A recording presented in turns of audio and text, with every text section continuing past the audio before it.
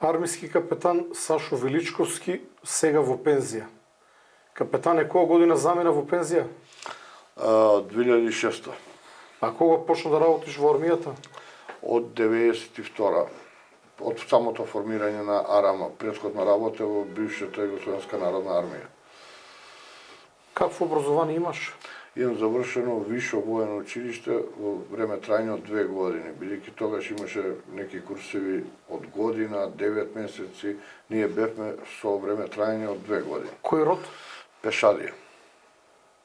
Значи ти не работеше во ЈНА, туку започна со работа во АРАМА. Не, работе во ЈНА 2 години, година е не цели 2 години, а... Кога почна да работиш во ЈНА? Па исто конфликтот кога почна 90, крај на 90. 91 кај те затекна? Горе во Југословенската народна армија. Фати од војната од распадот на Југославија? Да, па негде 9 месеци. Тоа е баги време. На кои фронтови? Па горе најповеќе малку од Словенија речи на излекување, Хрватска, Босна и потоа се стационира во Рашка и од тука ја напушти тамошната армија. Со кој чин ја напушти? Потпоручник. Учествуваше во некој од звучните фронтови во Хрватска, Босна? Па повеќе бев на излекување на и дотур на наоружување, муниција и достава на резервниот состав, како обезбедување на тие конвои и излекување на овие ранети, повредени и загинати. Работеше како командир на ВОТ или? Тогаш командир на, како чета беше тоа, војна полиција, која броеше не околу 60 луѓе. Извлековте доста загинати и ранети војници? Имаше доста ранети, доста загинати. Викаш доста, на која бројка мислиш? Дали може да се сетиш? Приближно. Имаше некогаш по 10-15 луѓе дневно, некогаш 20, некогаш 30, зависи од ситуација. Голема бројка. Значи, вкупно зборуваме за повеќе од 100 загинати?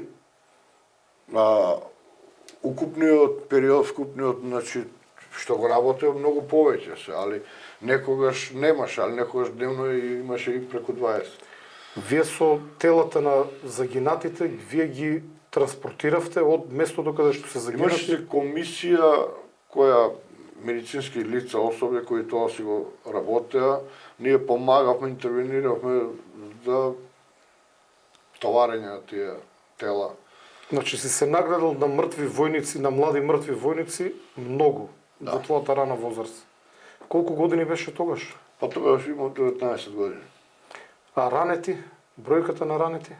Па имаше зависи, тие полесно ранети тука ги остава, санира во тие подвижни амбуланти, потешкото ранети ги излекувавме и ги праќавме на Војно-медицинска академија во Белград. Имаше многу тешко ранети, бројката како се движи за целиот период?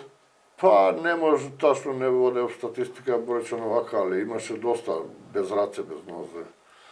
Значи си се нагледал и на убиени млади војници и на тешко ранети млади војници? И војници и цивилно становништво. Многу крв. Да. Имаш некои проблеми со соништата од тој период? Па ти се случува да се сетеш? Кошмарите најчесто ноќе се враќаат, не многу често, али сепак се враќаат со тие слики. Доста добро дебело се врежани во хард дискот во главата, што тешко се бриша. 9 месеци на фронтот на распадот на Југославија, една од, би рекол, највалканите војни во Европа во поновата историја е навистина страшно долго време. Потоа се врати во македонската армија. Во Струмица, од Струмица работев еден година и нешто, тука отиде во Паланка на граница како командир на караула. Потоа? Од караулата во Паланка ме пратија прекоманда во Штип. Од Штипото бев исто испомош кај во Шкорпиони единицата која се тогаш формираше. Бев на албанска граница која беа нередите. Во Шкорпионите беше подпоручник или веќе стана поручник? Тука стана поручник, командир на ВОД, воедно заменик командир на ЧЕТА. Бев на професионални војници, за разлика од ЈНА, каде што работеше со редовни војници. Редовни и резервен состав, беме комбинирани. Во АРАМА работеше со професионални војници во Шкорпионите. Да. 99-та каде се наоѓаше? 99-та бев со наредба поставен во Куманово во обучниот центар за редовна војска на пешадија. Центар за обука Да. за пешадија Да. во Куманово. И Само еден момент. Каде те затекна нападот на НАТО врз тогаш Сојузна Република Југославија? видите, ние бевме лоцирани у Куманово. Дислокација на касарната, бидејќи тука беше блиску, нели, на север, на неколку километри од граница. Се дислоциравме на резервно место, таму едно село, едно школо. Од тука добивме наредба, мора да одиме да затвориме границата горе, што поуспешно. Границата со Косово. Со Косово во пределот на Гошинце, поточно место викано Малено Мало, 2 гроба и долу према Торо, и релевантно е како Да. точно се вика местото. Надморска височина, 1000 метри, нешто па некаде повеќе. околу 1200-300 метри тука, мислам. И што се случи таму? На 22 април беше сончево, али ноќта пред тоа паѓаше снег горе, на 22 април. Снегот се задржуваше, има А снег на земја. соспите на патиштата се задржува, она кад беше навејано, пошто се работеше за поголема количина на снег, значи околу 70-80 сантими снег. Значи, претходната ноќ паѓаше снег, снегот се задржуваше како соспи на патиштата. Бидејќи таму со најчесто 99% е ветровито на таа надморска височина и снегот со ветар се лепи во оние патишта, значи соспи прави. По тој пат ние неколку дена предходно одевме. Значи тоа е патот од Малино Мало према место викано 2 гроба. По тој пат одиме, бидејќи граничната линија тука ни е најблиска и најдобра прегледност имаме за контрола на доколку има некои илегални поминувања. Колку далеко од граничната линија бевте? Пунктот ни беше некаде на 300 метри, 200 до 300 метри од гранична линија, а мојата повреда беше некаде на 50 до 100 метри до гранична линија, во територија на Република Македонија. Каде бевте стационирани, кажи уште еднаш. Ние бевме стационирани на Карула Гошинце, али горе излегувавме на одредени точки, пешки, за обезбедување на државната граница, најблиско до Колку далеко државната... од Карулата се оддалечувавте? Па негде околу 7-8 километри до 10. Значи, тоа е одење од неколку часа, бидејќи сте оделе внимателно. Во тој процес на одење ние исто вршиме и обезбедување на државната граница. Се случуваше да налетате на илегални преминувања? Па имаше од доле од Витина, не знам, од тие краишта доста поминување, ноќ пред тоа имаше некаде околу 200-300 луѓе. Цивили? Да. Кои што беа Кои од Косово? илегално сака од Косово да влезат на територија на Република Македонија, но со наредби, ние кои бевме покриени, директивата беше да сите кои влегуваат мора да влегуваат на легални гранични премини, а не илегални. Бидејќи горе немаше услови за примање на таква ги група прифатите. на луѓе, ипак треба храна, чај, шатори. И истите се враќаа на територија на Република Косово со инструкции за да си влезат или на преминот ваму на генерала Јанковиќ или на Табановце долу кај железничкиот премин. Имавте престрелки, имаше обиди да влезат вооружени лица од Косово? Па, тие беа цивили, колку можевме, јас не учествував горе во таква ситуација на претрес, други патроли кои одеа со нас, бидејќи по 12 часа одевме на терен, има учествувано, претресувано, враќано, немаше сознание, утврдување да се вооружени, значи се работи исклучиво за во цивилни одела. Колку луѓе броеше патролата, колку војници? Па 9 војници и јас 10 како командир на патрола. Тогаш ти беше поручник или капетан? Поручник. Значи, поручник Сашо Величковски заедно со уште 9 војници, редовни патрола. војници од составот на Арама, во патрола. во патрола. Денот за кој што сакаме да зборуваме вечерва, со колку војници излезе на терен во патрола? стандардно со 9 појдов, али пунктот кај што бевме лоцирани, еден дел од групата од патролата вршеше доукопување, доуредување на наблюдувачкото место, значи, За да разберат инженерско- луѓето кои што гледат, кои што не служеле воен рок, да објасни што значи тоа доукупување и уредување на... па се копаат заклони за стоечки став да застане човек Значи, во него, во случај да ве ста нападнат, ров, да да може да бидете бидеме заштитени. заштитени од куршуми. Добро. И од полесно артилериско орудие, И оружје. потоа, Во тој период наидоа на кај нас некои две деца малолетни кои проба, значи сами дојдоа до нас, се утврди дека се од Косово, не разбираа српско-хрватски, не разбираа македонски. Во групата тогаш имам неколку роми со мене, а немам никого албанец, што можеше да преведе, да стапиме во контакт кои се што се и што сакаат. Само тврдиме дека Косово, дека се од Косово. Контактирав преко радиостаница Моторола до мојата команда таму што да правам со нив, бидејќи се работеше за малолетни деца по изглед. Рече, постапи како исто како за сите. Значи, врати ги до граница и протерај ги. добро, Објасни им каде треба да поминат, ако те разберат, ако не, тоа е. Пробав да комуницирам со нив, немаше шанси, не разбира, немаше никој начин да стапи во контакт, кој е роми по некој збор нешто знае на албански, али не доволно. не доволно да може да се комуницира. Оставив дел од патролата, значи од тие 9 луѓе, 4 оставив горе на наблюдувачкото место, бидејќи тие имаат оптичка видливост до границата и може да не предупредат доколку се појави на косовската страна дали војници сили на УЧК или на војска на Југославија. Бидејќи шумски предел беше да не дојде до меѓусебна престрелка со војска на Југославија или со овие.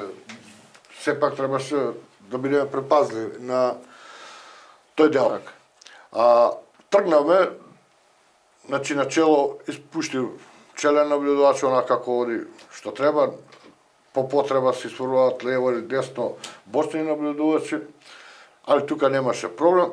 Пред влегување во шумата, бидејќи се работи за редовни војници, млади деца што се викаат, не е професионалец како овие професионални војници што си одговара за својата должност, да не дојде во контакт со војска на Југославија, па да се успаничи, па да се распукаат едни на други. Го префрли војникот на моето место, а јас како водич на патрола излегов воедно и челен наблюдувач. Значи начело. Заради мерки на сигурност да не дојде до инцидент. По Потоа, тој пат што одевме, ден пред тоа исто одев, шета, патролирав да видам да нема негде поминувано баравте траги. луѓи, траги. Тргнавме, значи, со патролата во пределот пред шумата, каде што излегов јас на чело на патролата. Значи се движевте по шумски пат, Да. колку часот беше? Па некаде околу 17 часот беше Значи тоа. доцна попладне, На дене, бидејќи се работи за 22 април, Да, каже. ден се уште беше. Најдов на соспа снег.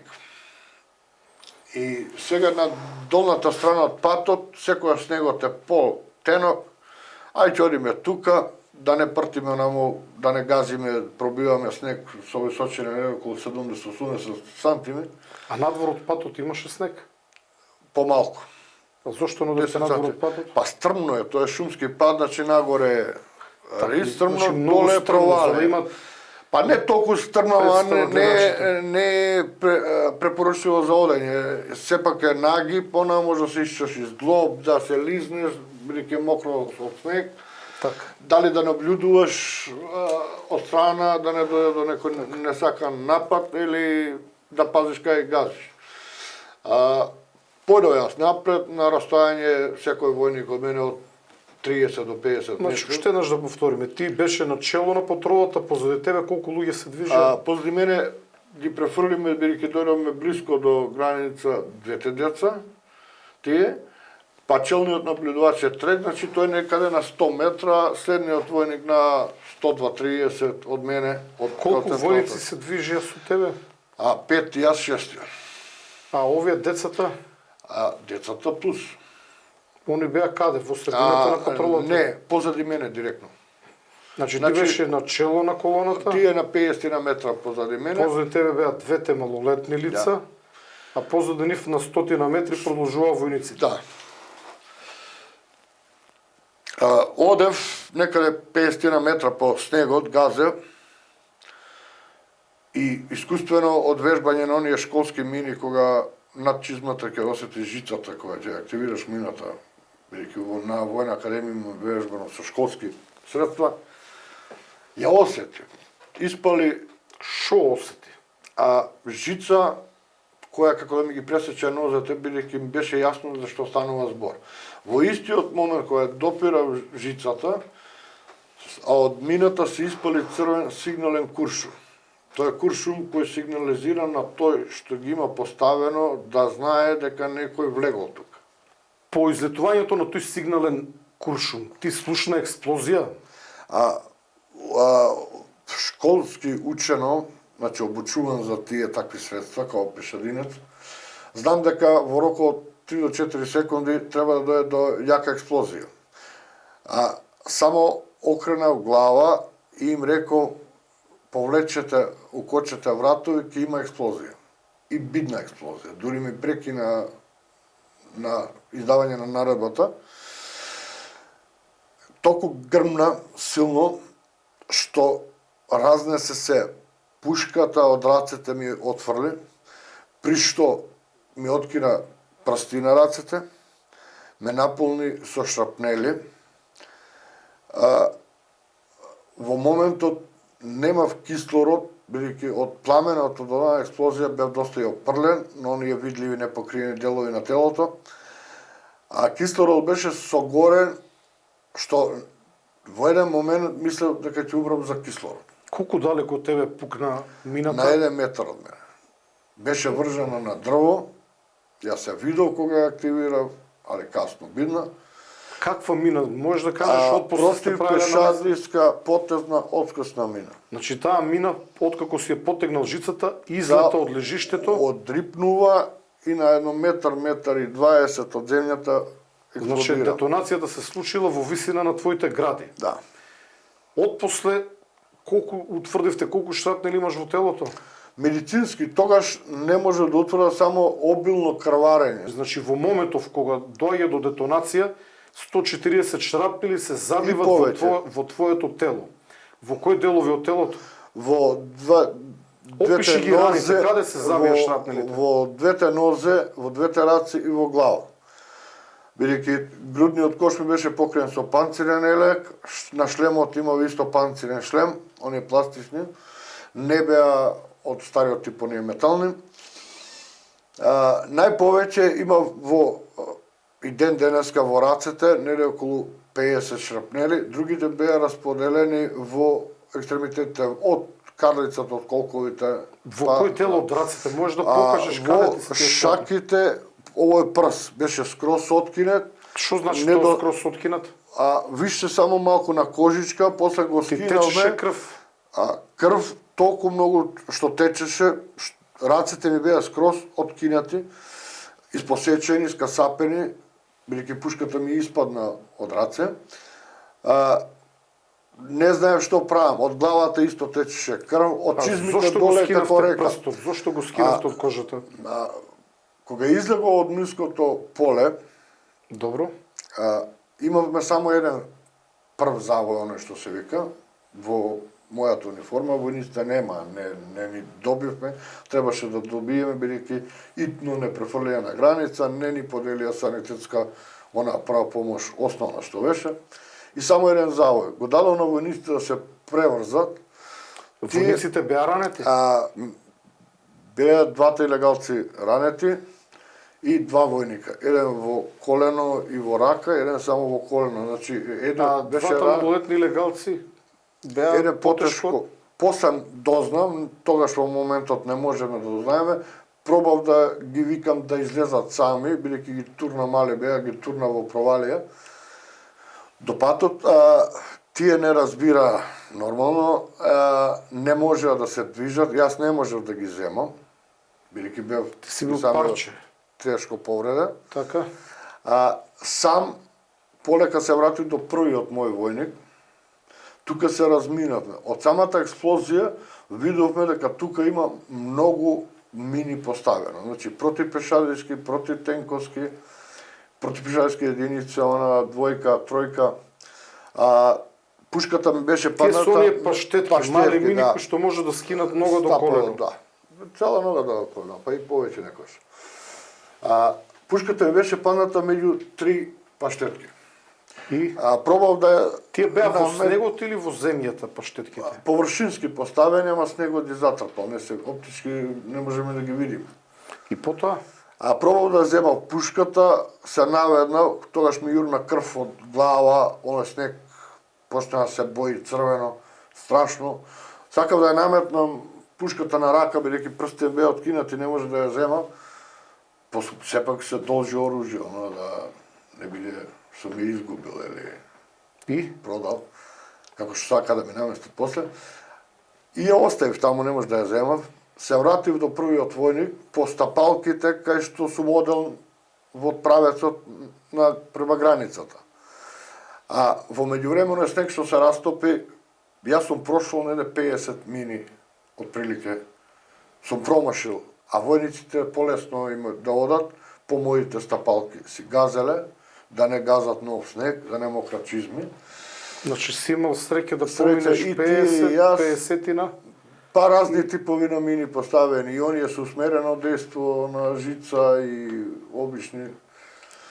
Сега докажи за прстот. Прстот го скина од кожата Кога стигнаме на безбедно место,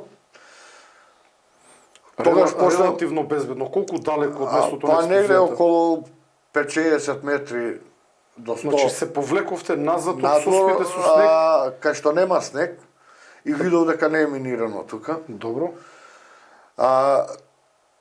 Радиостаницата немаше сигнал. Тука рекол на војникот, тие путкаа со мојот пиштол, со пушката, бидејќи ќе чујат овие на караула и ќе знаат дека има инцидент. Јас претпоставам дека експлозијата има слушна. Да, и ќе дојдат во помош. Мада војникот зема радиостаницата, јас не можев да стискам на оние дугнија.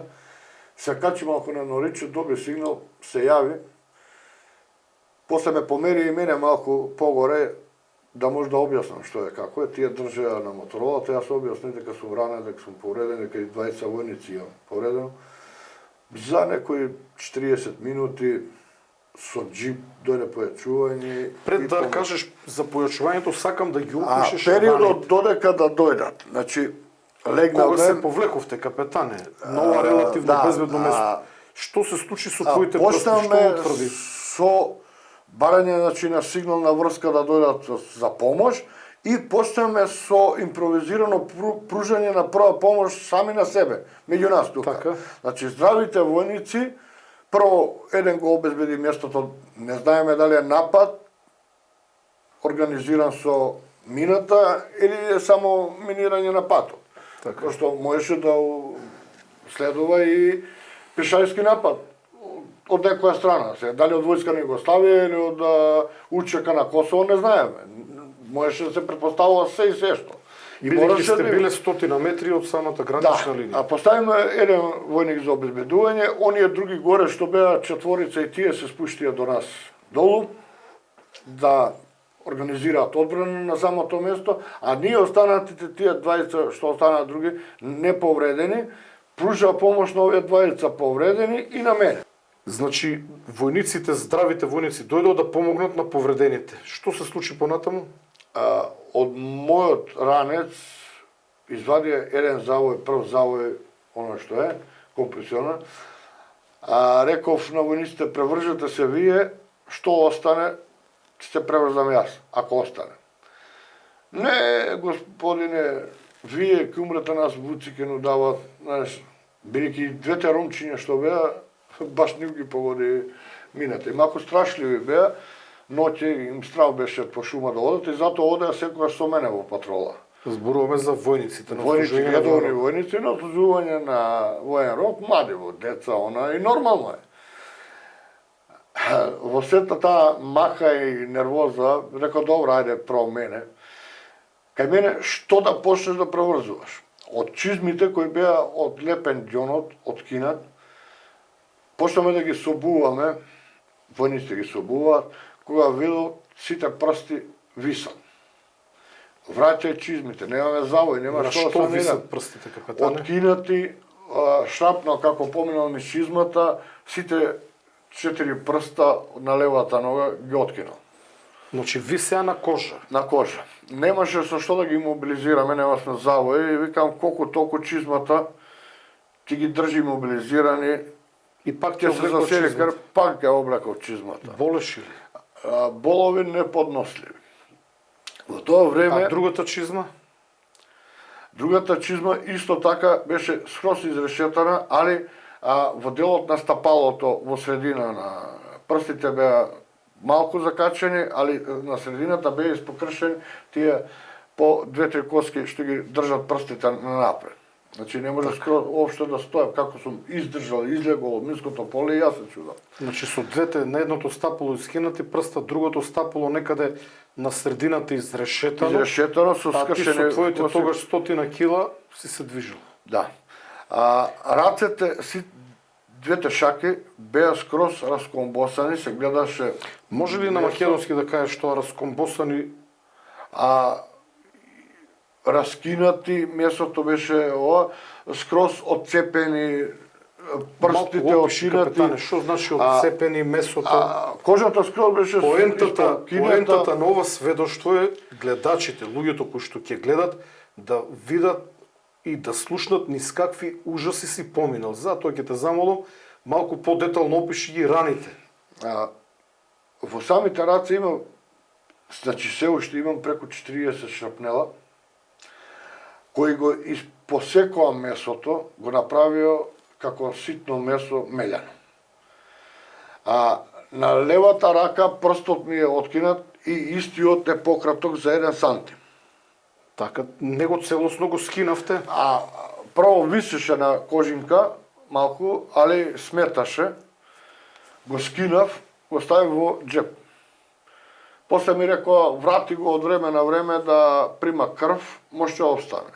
Добро, го враќав по време Тоа е на време. како една хорор приказна, значи ти го вадеше скинати од прст од джеп И го ставаме по 5 минути на раната, за да прими крв, да као ќе обстанал. не сум сигурен дека тоа функционирало, но прстот покажа. Еве го функционира. Само е пократок маки 1 имаше, сантим. маки имаше, додека едно година дена гноеше, помодруваше, ќе го сечат. А другите прсти на рацете? Другите беа повредени, оштетени, али стоја на своите места. Така. Значи. Раните од главата? Во тоа време, прво кога се наведна за пушката, осети дека некои капки ми капат крв од главата, али некоја занемаривме, удривме на овие видливи рани што ги гледавме. Осетив јаки болови во главата и тогаш на еден војник викам, дај одвржи го шлемот да видиме што има горе. Кога го одврза шлемот, тој почна да една река од крв надоле низ лицето. Не знаем што да правиме. На кој дел од главата беше погоден? Можеш да покажеш? Овдека над окото и тука едно Твојата сантим десна страна. Да, десна страна, бидејќи мината од десна страна експлодира и некој предмет има, најверојатно некој поголем камен, удрено во шлемот, бидејќи шлемот 50% од оној неде околу сантим, он 2 сантими е неде дебел, околу 1 сантим беше скроз олюпен.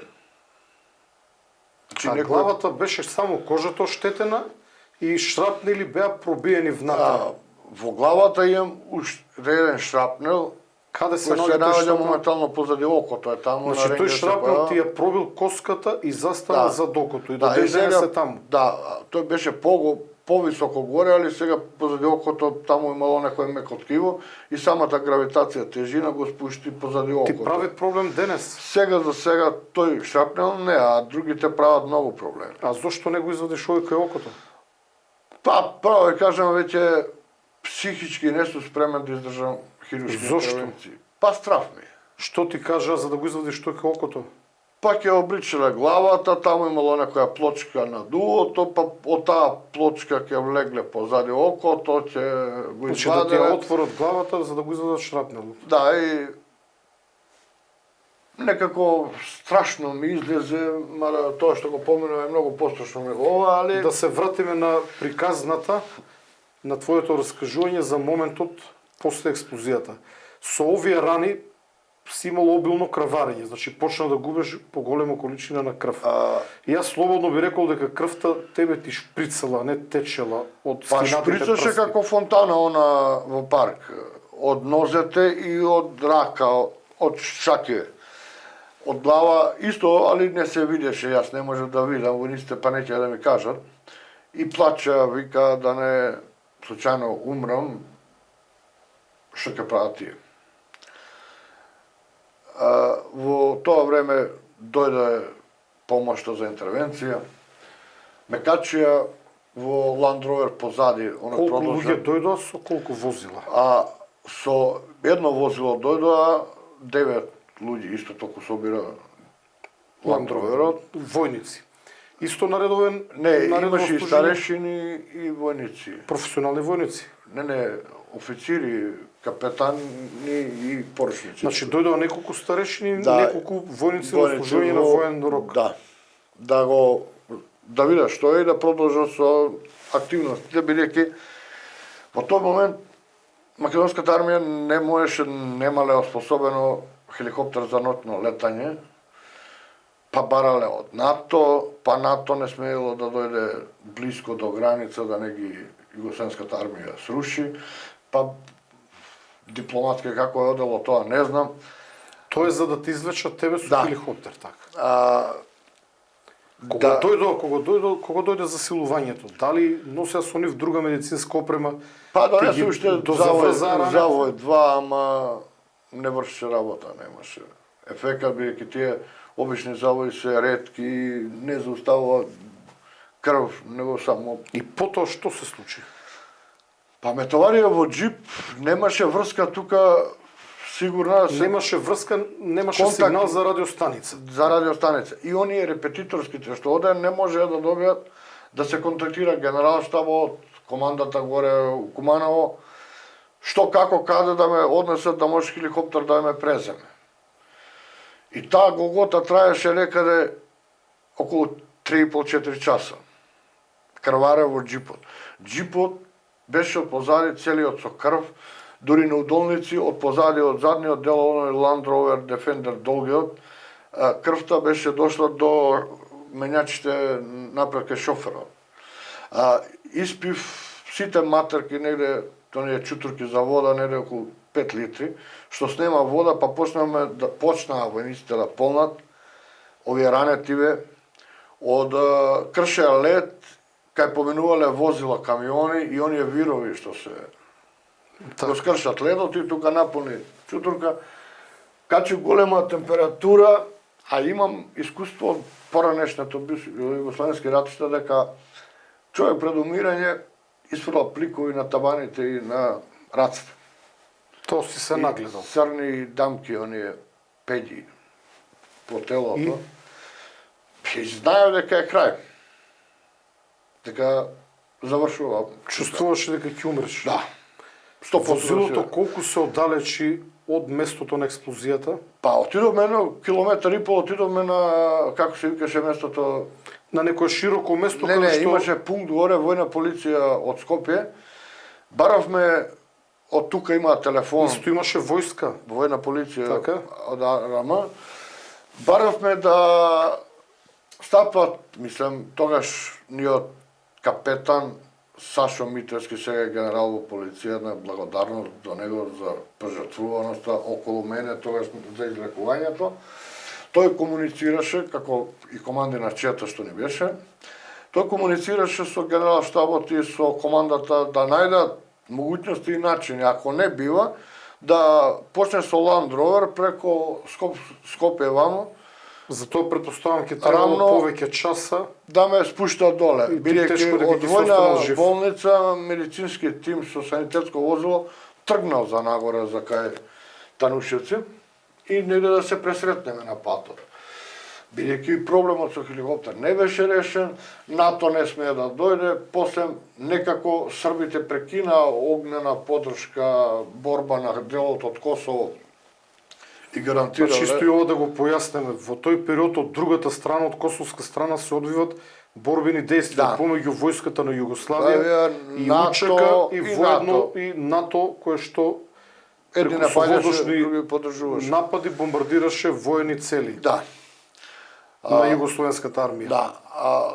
Дипломатијата Вие наша... се оддалечивте околу 1 километар. Дојдовте до Не, пунктот- ние се движиме се по гранична линија, али од место на несреќата 1 километар се и помериме. дојдовте на пунктот кај воената полиција. Да, Оттаму продолживте ли линijска застанавте? врска? Не, тука останаме, бидејќи тука имаше услови за слетување на хеликоптер, али сепак беше близко до граница. Вие сте били на 100 метра од гранична, Да, сама гранична линија. Значи да појасниме, за тоа време над Косово летаа борбени авиони на НАТО. Цел ден се воде битки. Верувам дека имало и борбени авиони на Југословенската армија, борбени хеликоптери, значи се водеше една крше имаше една тоа. една Целодневна тешка борба се војна. водеше. Ние гледаме од Вие озгора сте со били на тоа, 100 метра од другата страна, од македонска страна. наточната страна на Република Македонија. Колку време чекавте овде? Па тука чекаме негде пола час. Накрај рекоа ајде на рамно горе кај репетиторот, ќе дојде НАТО хеликоптер, ќе го земе пациентот, мене. Али меѓу време додека стапе контактите со Белорад да прекине нападите на тој дел околу Танушевци, НАТО да прекине исто напади, да може хеликоптерот да биде сигурен без Значи, ДД. за да ти извлечат тебе, биле прекинати борбите помеѓу Српската армија, Југословенската Да. армија и НАТО, па и Да, УЧК. бидејќи НАТО нече да дојде со хеликоптер додека не се прекине тоа да Така. заради нивно нивна Ова безбедност. веќе траело па не, со 3,5-4 часа. Си бил во агонија, си изгубил многу крв. Како Скроз. се чувствуваш? Па многу почетокот болно, осеќа многу болови, после се изгуби, се претрана некако. Пак се враќа боловите, како пие вода, боловите пак се враќа. А без вода не може, качи голема Добро, има нешто температура, ти дадат за противболка? ништо. Освен вода. Веруваш ли дека ќе останеш жив? Не. Што ти поминуваш низ глава во тој период? Па, кога ги видов тие симптоми на смрт, знаев дека е крај. На пунктот на војна полиција бара преку джам да го изнесат телефонот, да завртам дома, тогаш син ми имаше 2 месеци како се роди. Да ја кажам на жена ми, немаше да ја кажам дека сум ранен, дека сум му накажан она, него да ја кажам само скрши нога одејќи ни шума, немам телефони, нема услови, ќе дојди утре во војна болница, таму ќе сум. Тоа ти кажа. А можеш да зборуваш? Може. Без свесен до влегување во А хеликоптер. како се чувствуваш? Чувството дека умираш? Колку Сите години имаше филмови капетане? одраде, Колку години имаше? 20 Која година си роден да ти помогнам во сметање? 71, 99, Значи 29 години. 29 години. Чувството да умираш на 29 години додека дома те чека сопругата и двомесечно бебе, кажа, така. Видете, мислев дека во првиот период мислев дека сум неуништив. Многу јак бев. Повтори уште еднашка, во првиот период мислеше дека си Мислев дека сум неуништив. Не може да ме уништи ништо. Арно, дека ама? ќе го преживеам и тоа. Але кога почна оние симптоми што ги знам, да не ги знаев, може че се тешев, дека тој сум што ќе издржи се, и издржа многу, али симптомите ме разочара. Бев на 2 пата. Значи, према смрт и назад. Со течно снесување, не искуствено, не знаење, од медицински аспект многу малку бевме подковани. Мислев дека ќе вратам дел од снагата од организмот, пошто друго немаше, сокови немаше, ништо друго, течност немаше, освен вода од тие мраморски вирчиња.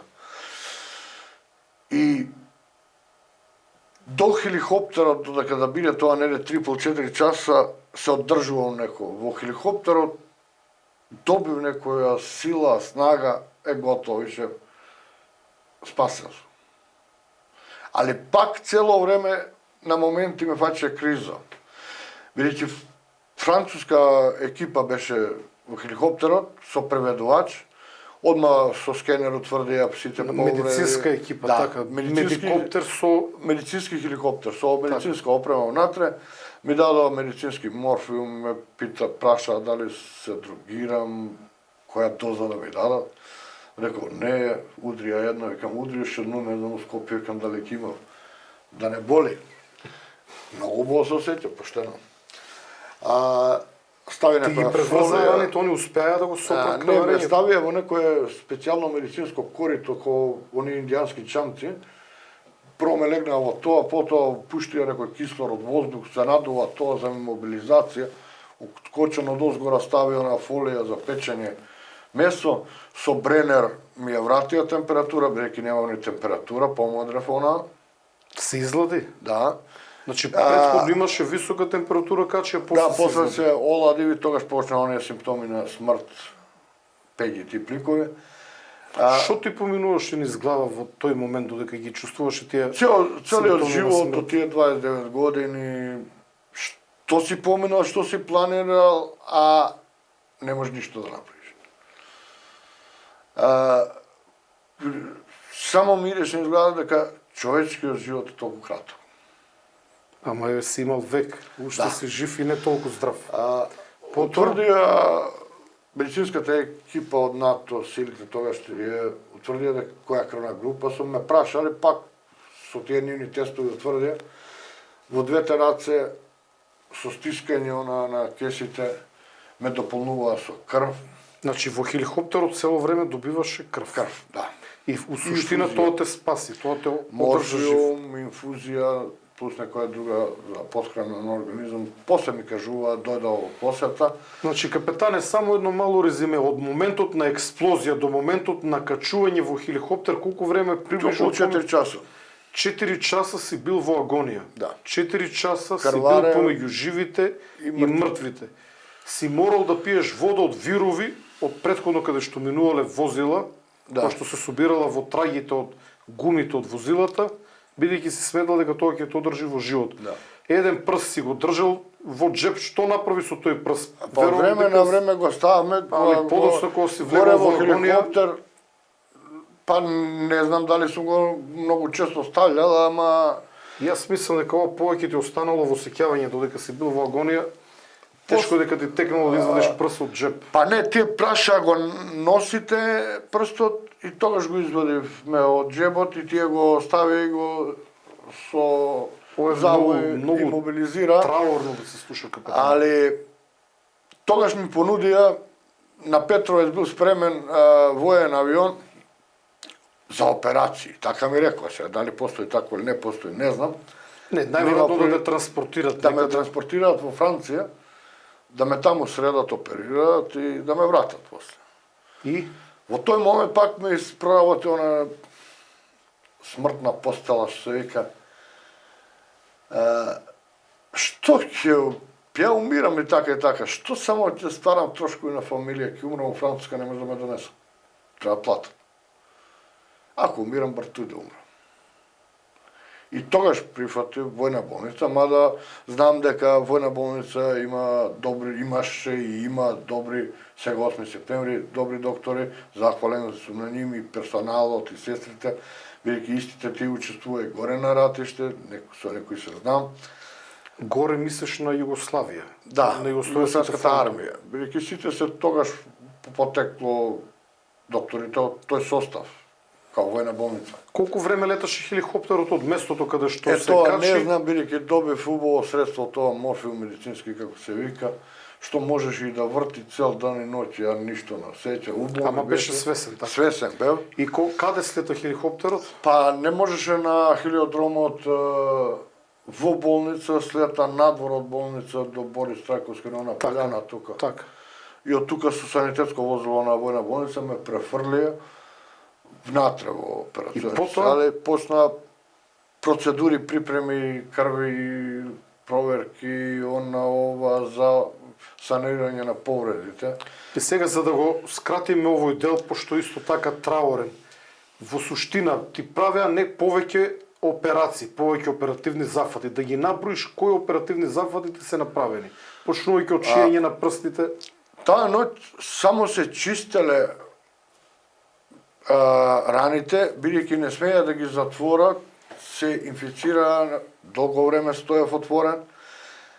Има и тука во стомакот пробушен од шрапнел. Овие не ги кажа во претходниот разговор. Ги третирав како долни екстремитете. Неколку шрапнели ти завршија во долниот дел од стомакот, во утробата. Кога удрил кутивче со муниција пиштолска во малиот джеп од униформата, удрило, тука опалиле 3 куршуми И во джебот, али дека не се во цевка, тие немаат убитачно дејство, само ги изфрлил, и зрната беа во джеп, али шрапнелот продолжи во стомакот тука. Значи на целата мака ти си имал шрапнел и во стомак. Да, а тука бев крвав, овие мислеа дека сум тука расчепен од Кина, доктори ме бањаа таму и тогаш ме со анестезија. Ти си бил буквално целиот во крв. Да. Не можеле да ги видат ни Ме раните. бања на маса она за мртвоци, таква, на операција на корито. Се насмевна кога кажувам, ова е многу тешко за слушање, капетан. Ова е језиво.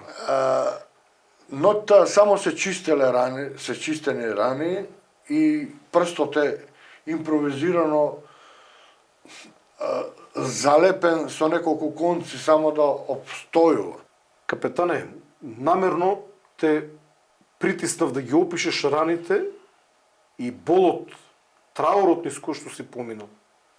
За да гледачите, они кои што ќе гледат, да можат да разберат низ каква болка, низ каков хорор си поминал. Иако од време на време додека раскажуваш, се појавува насмевка на твоето лице, од некој настани сакаш да ги прикажеш во хумористично светло. Ти со едната нога си бил од другата страна. Во текот на ноќта те средиле и чекале, значи не те оперираа, не те шиеја, не те крпеа. Што се случи наредниот ден? Кога на интензивна нега се освести, почна со свесто од анестезијата, веќе во ходникот татко ми дошол, вујко ми, жена, сопругата со син ми. И мора да ме префрлат таму, бидејќи никој не веруваше дека сум жив. Медиумите тоа брго го направија, одработија дури роднини, баба ми, дедо ми на сопругата. Во Канада беа знале, во Канада веќе беше излезено со име и презиме кои су и со чин. А овде во Македонија Дека не се се знаеш. загинат? Па тешко повредено на некои медиуми и загинат. Сопругата чула, ама не знае. Плаче, дете носи сама, нема кој да ја помогне. Дојде, татко ми... Бебе. Бебе, Да бидеме попрецизни, Бебе. двомесечно бебе.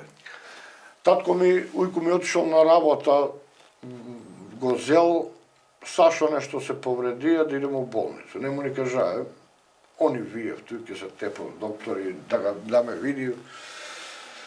Не знаем што е хве. И мене ме префрлива тамо на травматологија.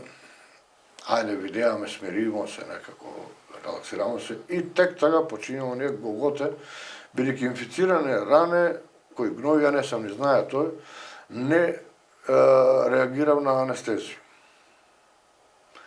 Така да свака рана се чисти една по една на чисто, без анестезија, без аналгетици, ништо. Значи само тие средства за дезинфекција. Значи исклучително болно. Да, многу болно, што коса почна ми опада, зуби крцасва, што најверојатно е узрок тој што ме опаднава после некој период. Значи, прострелна рана на бут доле, у дебело месо, што е, од едну страна легнало, од другу страна легнало, значи стави се газа вата, со шипку се гура, докато искочи од другу страну, и после само у еден смер се влече, таа од 6 метра, колко е, 5 метра газа, да се излече, и она се прска од другу страна с тие хемикалија, јод, хидроген, бетадин, да го раното прочисти, пошто у njemu имаше песак и земја, оној од експлозијата нанесено, гноество. Овој прст на руку 9 месеца, 10 недели работеше. Час се прифати, добие бој, час помодре, почна да смрди ко мрша. Пастискав, чистив гној од овуда натамо, до овуда. Овдека имаше од туја до овамо негде 4 игле преко кожу, што ga армира со да стои. Гној течеше од него. Гној работеше 9 месеци. И толку ми дојде што рекол веднаш, дај, исечете га, фрлете га, не може више. На 2 недели на стискање на гној. Значи, медицинска сестра седеше на раката, други ме вржеа со кај, да може таму доктор да работи, неподносливи болки. На прстите на нози исто така, се инфицира со прљавштини, земја, камења, гној. И нив ги сошија така, и они висеа на кожа. И ги сошија, али после пак се појави проблем на гноење, инфицирање, отечување. А раната во стомакот? Раната во стомакот чудно зарасна многу брзо, вика тоа лој, тука нема. Шрапнелите останаа внатре или ги извадија? Не остана. Капетане, на почетокот те прашав, сега пак те прашувам. Во твоето тело, сега додека зборуваш, колку имам шрапнели? 100 шрапнели. 100 шрапнели. Колку извадија шрапнели од тебе? 40.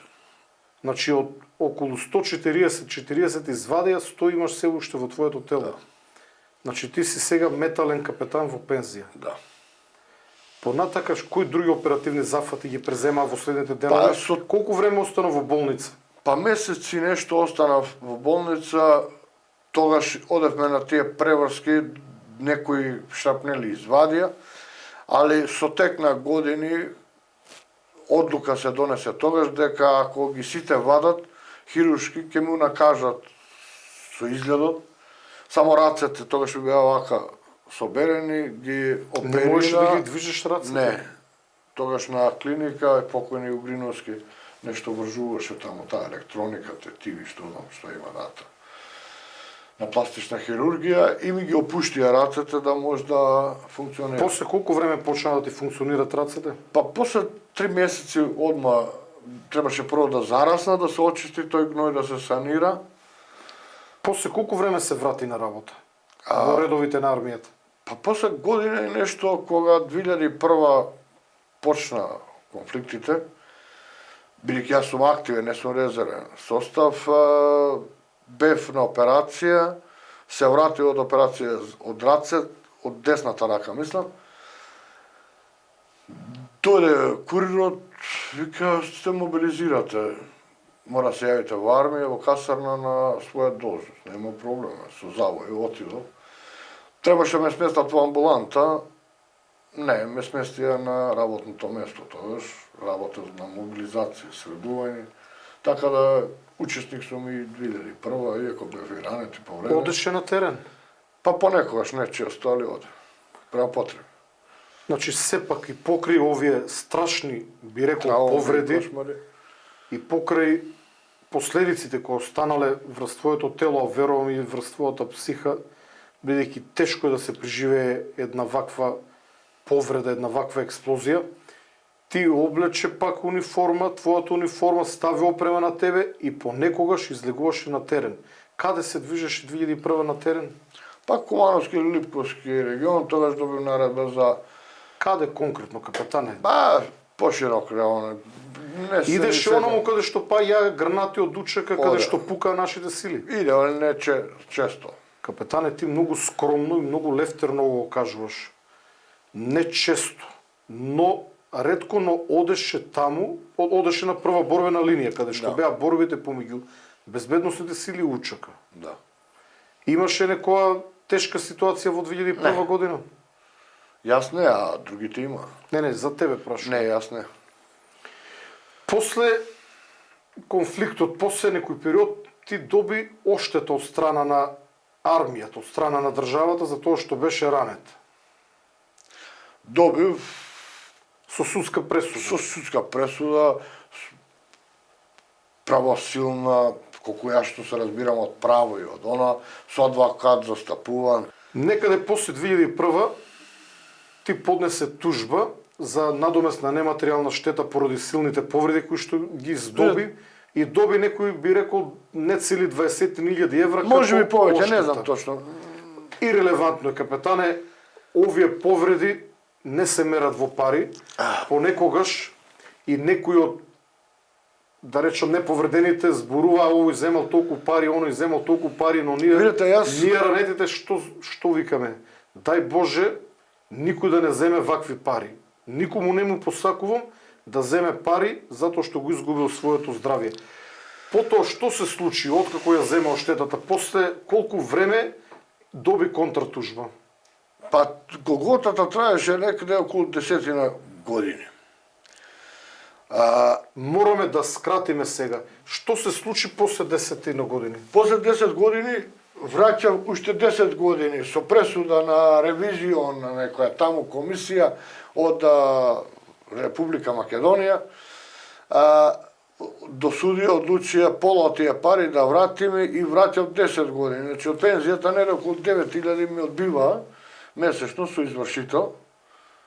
А колку земаш пензија? Па Колку тогаш земаш? зимав околу 16.000. Значи, да кажам поедноставно, дел од оштетата која што доби поради претрпените повреди, ти ја бара да вратиш назад со камата и преку извршител ти стопира 9.000 од денари од пензија. твојата пензија која што во првиот период била околу 16.000 денара. Да. Значи повеќе од половина пензија ти сопира за да ги враќаш назад парите што си ги земал како надомесна нематеријална штета и за тоа раните што си ги добил. со тие судски камати тоа како оди лихварството, 18-19% не знам, не сум сигурен беш добро, али тоа излезе дека ќе умрам со долг.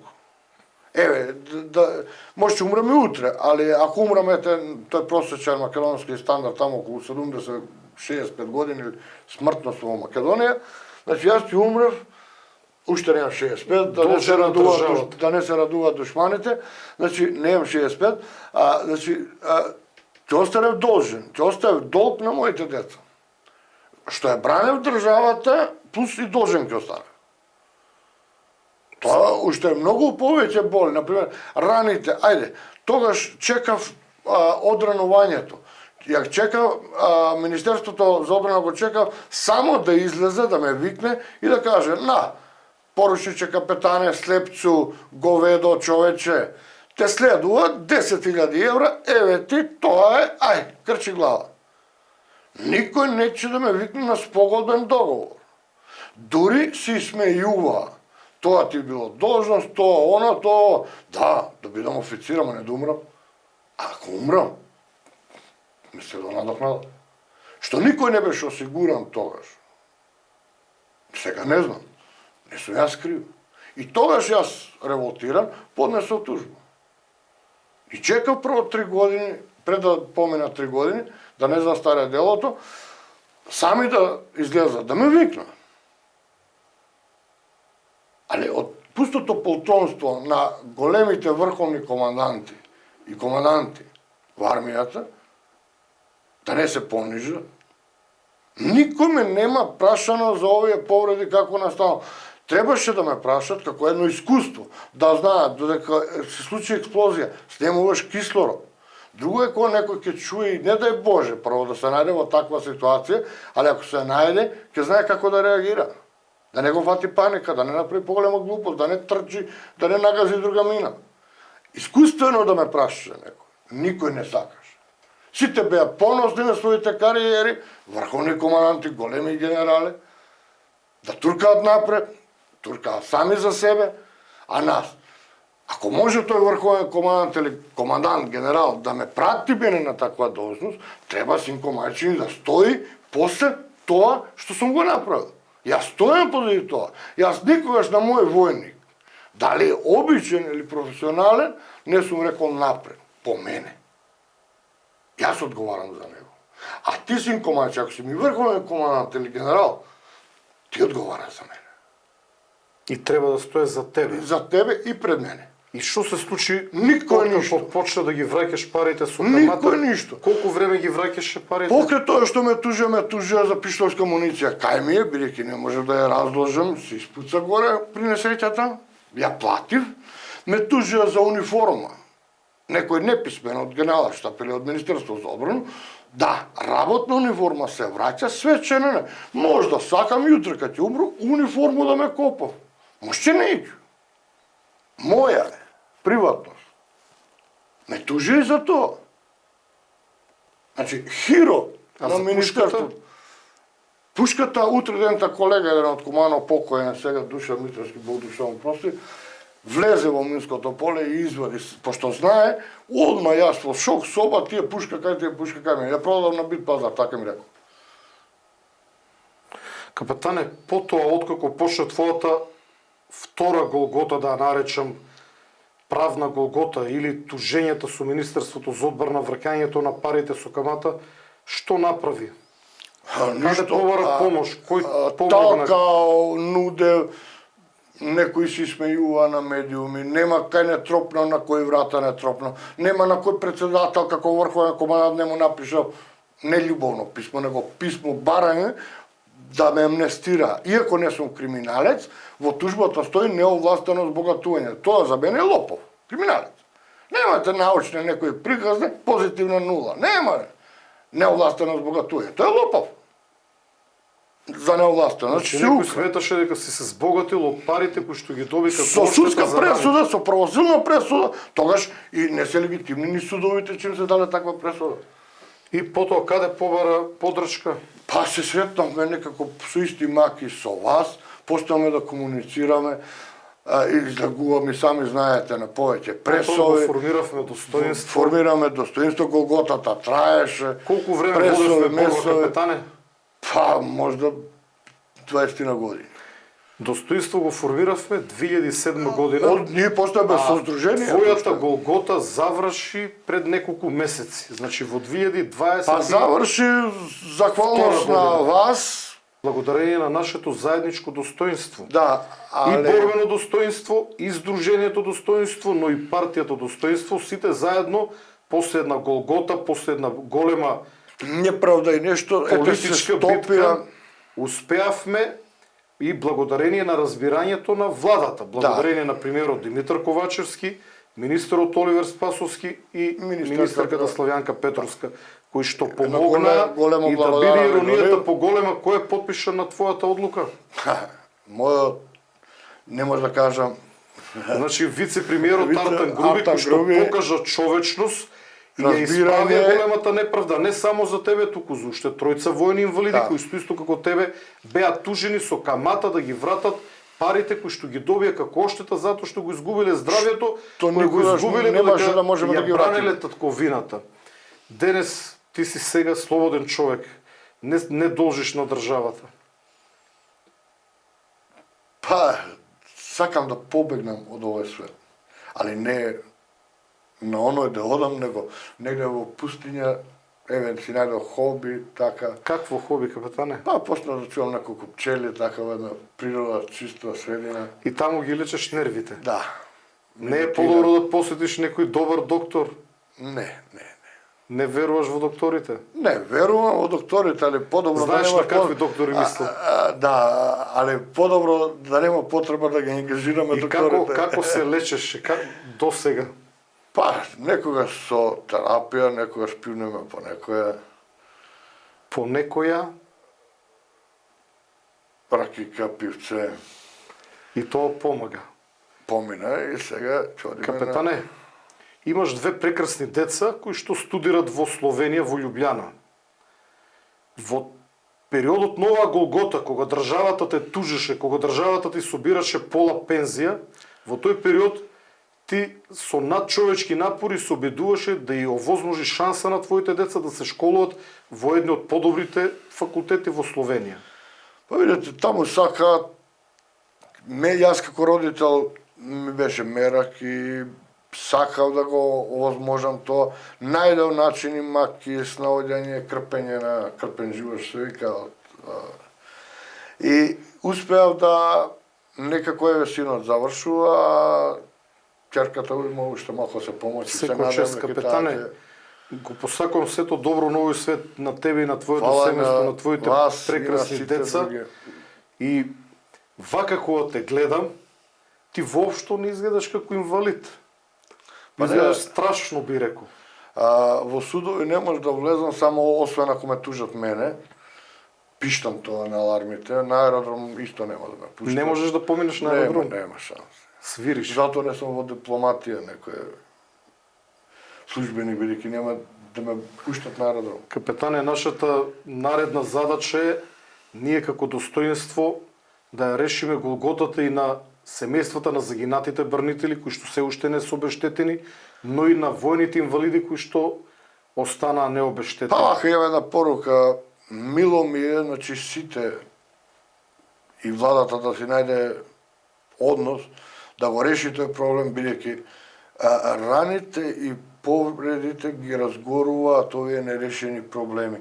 Наместо човекот да заборави, да каже добро, бидна што бидна, добро е, одиме понатаму, али кога секој втор, трет месец те викаат на суд, извршителот ти тропа на врата за таа причина, уште повеќе ги разгорува раните. Капетане. Друго, неправда е што треба да се донесе еден колективен закон за безбедносни сили. Не може закон за до 91, закон за диво населје, закон за 2001, а јас сум 99. Што јас? Кај сум? Никаде.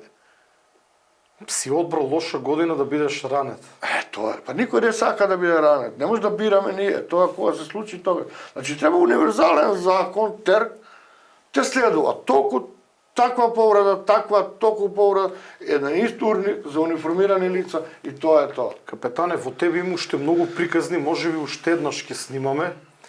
Има Да многу живи приказни здрави. за 91-а, за хоророт низ кој што си поминал на твои 20 на години, кога си гледал стотици мртви млади војници, твои соборци, стотици тешко ранети, твои соборци без раце, без нозе, тешко ранети со тешки други повреди. Но целта на ова сведоштво не е да шири омраза, ние не снимаме за да ја разгоруваме меѓуетничката омраза, гледаш колку бевме внимателни и кога спомнувавме учека и кога спомнувавме како си ранет. Целта на ова сведоштво е да го запишиме преку еден видеозапис она што ние бранителите го имаме доживеано.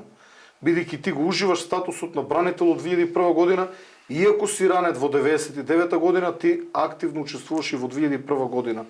И во делот на логистиката, но и содење на терен. Целта на овие сведоштва е да запишеме што повеќе вакви приказни, бидејќи не само младите луѓе, па и нашата генерација, и постарите не знаат за нашите голготи. Никој не знае за траурот низ кој што ти си поминал.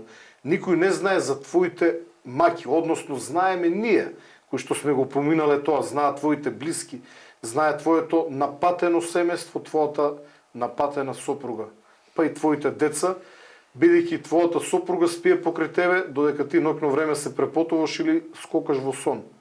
Ти го посакувам сето добро на овој свет и за крај сакам да застанеме еден до друг, за да можат гледачите визуелно да видат дека си малку покрупен од мене. Капетане, ти благодарам многу за ова сведоштво. Благодарам и на вас, што ме поканете. Погледни во камерата. Колку кила си сега, капетане? Не е згодно да кажам, али преку 120. Да симнеш 10 на кила, ама може би од тие се кило железо. Може и повеќе. Се гледаме, поздрав. Се најубаво поздрав.